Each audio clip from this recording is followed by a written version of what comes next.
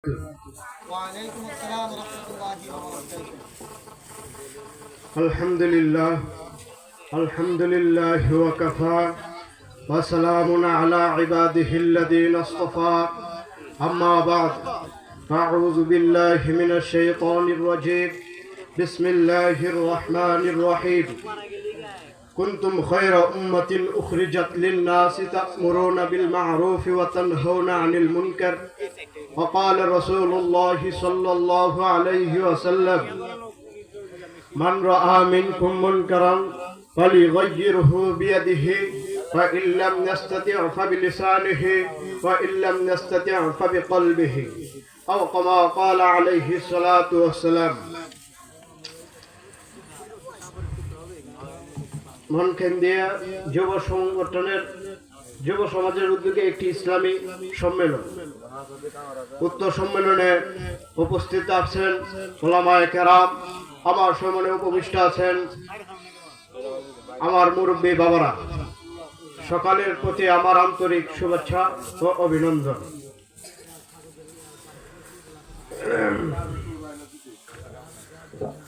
আল্লাহ তাআলা আমাদেরকে আজকে এই মাহফিলে আসার এবং বসার তৌফিক দান করেছেন, এই জন্য সকলে উচ্চ কণ্ঠে শুকরিয়া আদায় করেন আলহামদুলিল্লাহ।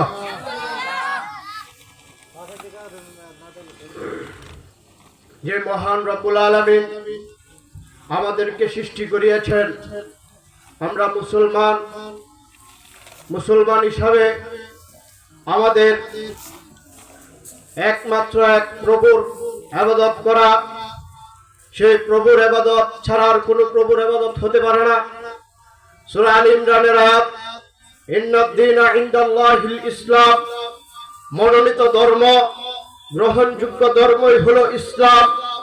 ইসলাম ছাড়া আর কোনো ধর্ম হতে পারে না।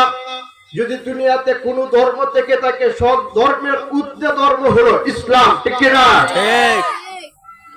আর এই ইসলামকে যদি কেউ কটূক্তি করে, কটাক্ষ করে, কেউ যদি এই ইসলাম নিয়ে বাজে মন্তব্য করে, তাহলে তার বিরুদ্ধে রুখে দেওয়ার জন্য আমরা মুসলিম জাতিরা সিংহের মতো গর্জন দিতে হবে, ঠিক কি না?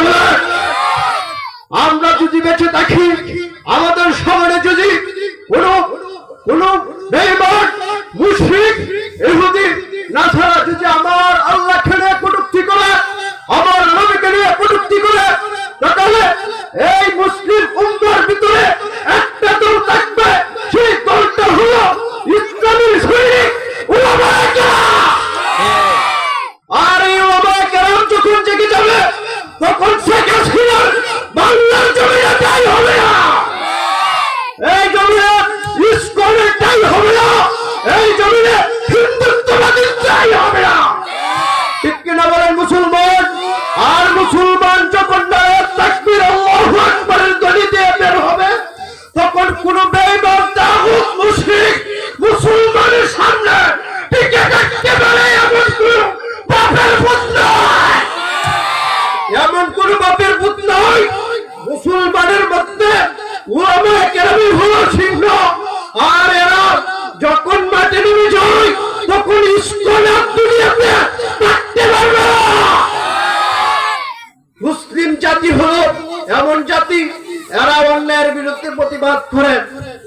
আল্লাহ তাআলা কোরআনে কারীমের মধ্যে বলে দিয়েছেন, কুনতুম খায়রা উম্মাতিন উখরিজাত লিন-নাস, তোমাদেরকে প্রেরণ করা হয়েছে, তোমরা মানুষদেরকে কল্যাণের দিকে নিবা, মারুফ, তোমরা সৎ কাজের আদেশ করবা, নাহি আনিল মুনকার, অসৎ কাজে নিষেধ দিবা।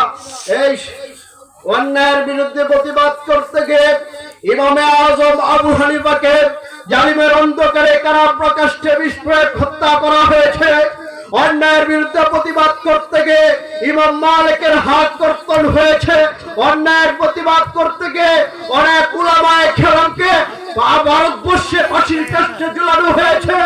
অন্যায়ের বিরুদ্ধে প্রতিবাদ করতে গিয়ে আল্লামা সাঈদীকে জেলের ভিতরে ষড়যন্ত্র করে তাকে হত্যা করা হয়েছে।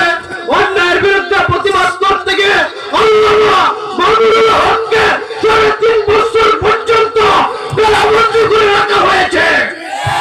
তারপরে আল্লামা সামনে মাথা নত করে নাই, রফিকুল ইসলাম বালাদি মাথা নত করে নাই, জুনায়েদুল হাবিব মাথা নত করে নাই। আজকের যে সভাপতি আমার উস্তাদ আল্লামা আব্দুল কাইয়ুম, তিনি 40 দিন পর্যন্ত তিনি কারাবন্দী হয়ে আছিলেন, কোন বেঈমানের সামনে মাথা নত করে নাই। নারে তাকবীর, আল্লাহু আকবার, দিন ইসলাম, দিন ইসলাম, ইসলামের চিত্রটা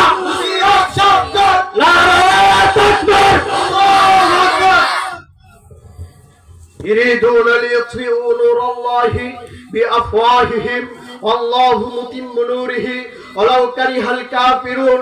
বেঈমানরা তো চায় ইসলামের ধর্মটাকে, ইসলামের বাতিকে মুখে ফু দিয়ে নিবানোর জন্য। আমার আল্লাহ দেখহীন ভাষায় বলে দিয়েছেন আল্লাহু মুতিম্মু নূরিহি ওয়ালাউ কারিহাল কাফিরুন। যে ইসলাম আমি দুনিয়াতে প্রেরণ করেছি সেই ইসলামই থাকবে, আর কোন ধর্ম থাকবে না। আর ইসলামকে যদি কেউ কটূক্তি করে নিয়ে তাহলে মুসলমান এরা সিংহের মতো এই সকল ষড়যন্ত্রের মোকাবেলা করতেই থাকবে। আমরা কোন তাগুতের পরোয়া করি না। আমরা যতদিন বাঁচবো, আমরা যতদিন থাকবো, কোন তাগুতের সামনে মাথা নত করবো না, ঠিক কিনা বলেন মুসলমান? যতদিন থাকবো আমাকে যদি আমার গর্দানের উপর একটা তলোয়ার লাগা হয়, এর আগেও যদি বলা হয় তুমি কি মুসলমান, আমি হয়তো হত্যা হয়ে যাব, এর আগে আমার মুক্তি এবার হবে আমি মুসলমান। আমি মুসলমান, আমি মুসলমান, কখনো তাগুতের সামনে মাথা নত করতে পারি না, ঠিক কিনা বলেন মুসলমান? হয় সিংহের মতো গর্জন দিতে হবে, আবার বলেন ঠিক কিনা বলেন মুসলমান? তাহলে আমরা যতদিন বাঁচবো সিংহের মতো বাঁচবো। হযরত আব্দুল্লাহ বিন হুযায়ফা রাদিয়াল্লাহু তাআলা আনহু রোম সম্রাটের সামনে দাঁড়ায়, রোম সম্রাট তাকে অফার দিয়েছে তুমি ইসলাম ধর্ম ছাড়ো, কালিমা ছাড়ো, খ্রিস্টান ধর্ম গ্রহণ করো, এর বিনিময়ে আমার রাজ্যের অর্ধেকটা তোমাকে দেওয়া হবে, আমার কন্যাকে তোমার কাছে বিয়ে দেওয়া হবে। হযরত আব্দুল্লাহ বিন হুযায়ফা রাদিয়াল্লাহু তাআলা আনহু তিনি বলেছিলেন ইয়া হিরাকুলু ওয়াল্লাহি লা উযা আলা দুনিয়া কুল্লুহা আন আতরুকা দীন মুহাম্মদ। আরে আমাকে যদি গোটা পৃথিবী দেওয়া হয়, আমি আব্দুল্লাহ বিন হুযায়ফা যে কালিমা পড়ছি এই কালিমা চাপতে পারি না, এই কালিমা আমি চাপতে পারি না। আব্দুল্লাহ বিন হুযায়ফা রাদিয়াল্লাহু তাআলা আনহুর সাথীদেরকে ফাঁসির কাষ্ঠে ঝুলানো হয়েছে, তারা ফাঁসির কাষ্ঠে ঝুলেছেন। একজনকে উত্তপ্ত গরম তেল এই তেলের উপর ঢেলে দেওয়া হয়েছে। আব্দুল্লাহ বিন হুযায়ফা রাদিয়াল্লাহু তাআলা আনহু তিনি দেখতেছেন তিনি শহীদ হয়ে গিয়েছেন, তখন তিনি কাঁদতেছেন। কান্দার সময় রোম সম্রাট তাকে অফার দিয়েছে তুমি আবার কালিমা ছেড়ে দাও, খ্রিস্টান ধর্ম গ্রহণ করো। তিনি বলেছিলেন আরে তুমি মনে করেছো আমার চোখ দিয়ে বেয়ে বেয়ে পানি পড়তেছে আর আমি কালিমা ছেড়ে খ্রিস্টান ধর্ম গ্রহণ করব না? আমার বলতে চাই সুন্নাহ ওয়াহিয়া, সুন্নাহ ওয়াকুতাল, সুন্নাহ ওয়াহিয়া, সুন্নাহ ওয়াকুতাল। আমি যতদিন বাঁচবো একবার মরবো ইসলামের জন্য, আমার শহীদ হব, আমার মরবো, আমার শহীদ হব। এভাবে যদি আমি হাজারটা জীবন আব্দুল্লাহ বিন হুযায়ফা দিতে পারি, আল্লাহু আকবার। আব্দুল্লাহ বিন হুযায়ফা তার সামনে রোম সম্রাটের সামনে মাথা নত করে নাই। তখন রোম সম্রাট সারেন্ডার করেছে আর বলেছে যাও তোমার বাহিনী নিয়ে মদিনাতে তুমি নির্ভীকে, তোমার কোনো ভয় নাই, কোনো আক্রমণ নাই, সকল সাহাবায়ে কেরামদেরকে নিয়ে তুমি চলে যাও মদিনায়। নিরাপত্তা দিয়ে তাকে মদিনায় প্রেরণ করা হয়েছে। আল্লাহু আকবার। আমরা কাউকে পরোয়া করি না। মুসলিম জাত, মুসলিম তো ঘুমিয়ে থাকে না, এরা নীরব থাকে। যখন দেখে অন্যায় তখন করে প্রতিবাদ, যখন দেখে অগ্রাহ্য কাজ তখন করে প্রতিবাদ। আর এই প্রতিবাদ করতে গিয়ে আমার নবী মুহাম্মদুর রাসূলুল্লাহর মতো যদি তায়েফের মাইক গাইতে হয়, কারা কারা তায়েফের মাইক গাইতে প্রস্তুত হয়েছে, প্রস্তুত আছেন? আবার যদি বলা হয় হিন্দুস্তানের বিরুদ্ধে যুদ্ধ করতে হয়, সেই যুদ্ধে গজাতুল হিন্দের যুদ্ধে কারা কারা শহীদ হইতে তৈরি আছেন? সবাই নারায়ে তাকবীর আল্লাহু আকবার দিয়ে হাতটা তুলে আল্লাহকে দেখাই দিয়ে আল্লাহু আকবার, আল্লাহু আকবার, নারায়ে তাকবীর,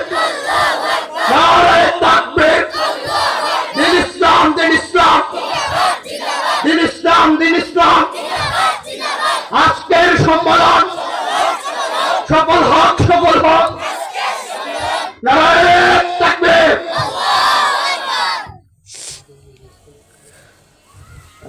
তখন আরেক সাহাবী হযরত জাফর রাদিয়াল্লাহু তাআলা আনহু, আল্লাহর রাসূল তাকে এক যুদ্ধের নেতৃত্ব দিয়েছিলেন, নেতা বানিয়েছিলেন। তার হাতে ছিল ঝান্ডা। আর হযরত জাফর রাদিয়াল্লাহু তাআলা আনহু তিনি ঝান্ডা নিয়ে যুদ্ধের ময়দানে রওনা হলেন। তখন দেখে এক বেঈমান এসে তার এক হাত কুপ দিয়ে কেটে ফেলে দেওয়া হয়, এক হাত পড়ে যায়। তখন জাফর বলেছিল, আমার এক হাত দিয়েছি তাতে কি, আমার আরেকটা হাত তো রয়েছে, কালিমার ঝান্ডা, ইসলামের ঝান্ডা, আল্লাহর ঝান্ডা, জমিনে পড়তে দিব না, আমি আল্লাহর জমিনে এই ঝান্ডা সমুন্নত করে রাখবো।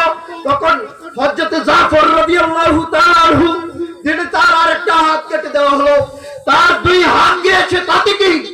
এরপরে তিনি বলেছিলেন যে না, এই কালিমার পতাকা মাটিতে পড়তে দিব না। তিনি বাহু দিয়ে আঁকলে রেখেছিলেন, তিনি বলেছিলেন যে আমি যতক্ষণ পর্যন্ত দুনিয়াতে থাকবো ততক্ষণ পর্যন্ত এই পতাকা মাটিতে পড়তে পারো। তখন তাকে চূড়ান্ত আঘাত হওয়ার পর তিনি শহীদ হয়ে গেলেন। জাফর বলেছে যে আমি শহীদ হয়েছি। তখন আরেকজন এই ঝান্ডা জাত দিয়ে ধরেছে। তখন আল্লাহর রাসূল সাল্লাল্লাহু আলাইহি ওয়াসাল্লাম মদিনায় খুতবা দিতেছিলেন। এই সময় হযরত জিবরাইল আলাইহিস সালাতু ওয়াসসালাম এসে বলে দিলেন, আপনার জাফর ইসলামের জন্য তার দুইটা হাত দিয়েছে, আর এই দুইটা হাতের বিনিময় আমার আল্লাহ তাকে জান্নাতের ভিতরে দুইটা ডানা দিয়েছে। আর আমি দেখতে পাচ্ছি এই ডানা দিয়ে জাফর সেই ইসলামের জন্য তিনি ডানা মেলে উঠতেছে। কইনা আল্লাহু আকবার। যাই হোক, যে কথাবার্তা বললাম ইহার উপর মানা এবং বুঝার তৌফিক দান করুন, আমিন। ওয়া আখিরু দাওয়ানা আলহামদুলিল্লাহি রাব্বিল আলামিন।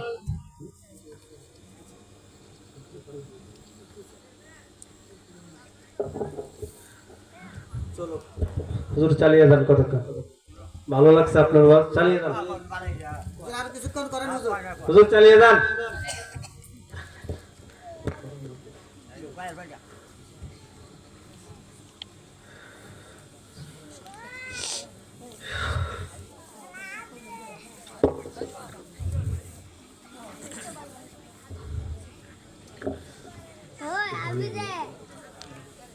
Ibrahim, Ibrahim.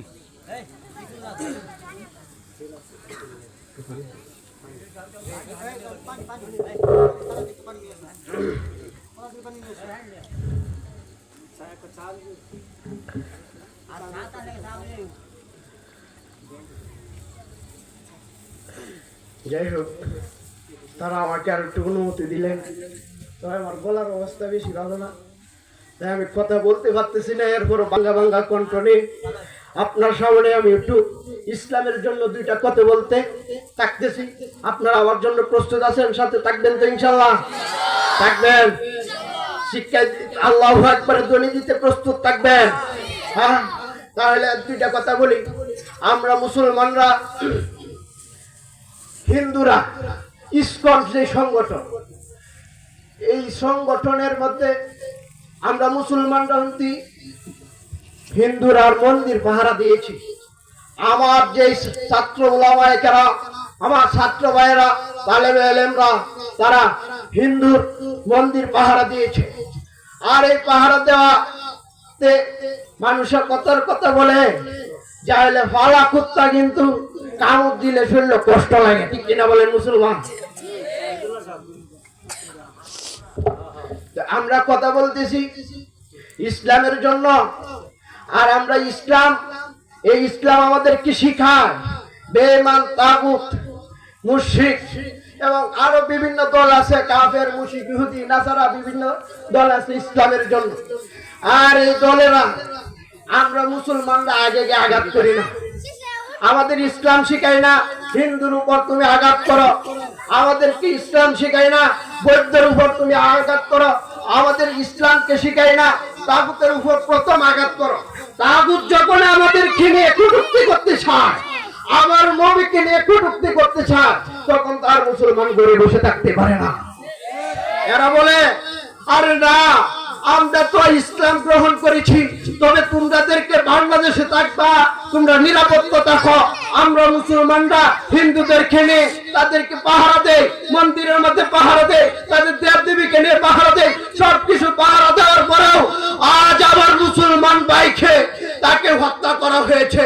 এটা তো মেনে নেওয়া যায় না, এটা তো মানতে পারি না। আমি মুসলমান হিসাবে তোমাকে পাহারা দিয়েছিলাম, তুমি আমার বাংলাদেশে সংখ্যালঘু হিসাবে তুমি থাকো, তাই তুমি আমার নিরাপত্তা থাকো। মুসলমান নিরাপত্তা দিয়েছে, আর এই নিরাপত্তা পালন করতে গিয়ে তুমি আমার ডেঙ্গে কামড় দিলা। এই কামড় আমি সহ্য করতে পারি না। আল্লাহু আকবার, নারায়ে তাকবীর।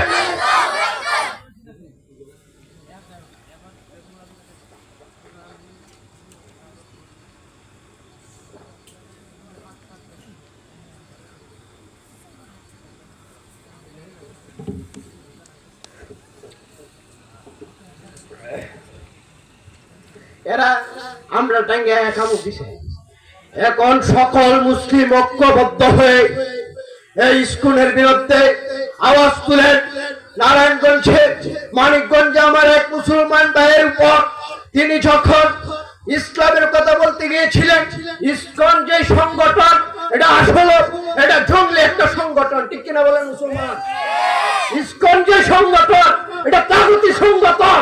আর ইসকনের বিরুদ্ধে কথা বলে কি আমার ভাইয়ের অপরাধ ছিল? ইসকনের বিরুদ্ধে কথা বলে কি আমার ভাইয়ের অপরাধ ছিল? তার তো কোনো অপরাধ নাই, আর তাকে পিটিয়ে তাকে হাসপাতালে রাখা হয়েছে। আর সত্য উলামায়ে কেরাম সকল মুসলমান ঐক্যবদ্ধ হয়ে ইসকনের বিরুদ্ধে, এদের বিরুদ্ধে যুদ্ধ করতে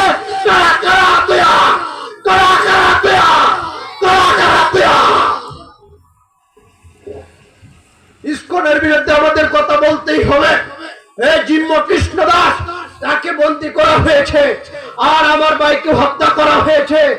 এই হত্যা যতদিন পর্যন্ত এটার চূড়ান্ত বিচার না হবে, তাদেরকে মানুষের সামনে, উলামায়ে কেরামের সামনে ফাঁসির কাঠে যদি না ঝুলানো হয়, তাহলে একটা উলামায়ে কেরাম থাকতে তাদেরকে বাঁচতে দেওয়া হবে না, বাঁচতে দেওয়া হবে না, বাঁচতে দেওয়া হবে না, বাঁচতে দেওয়া হবে না।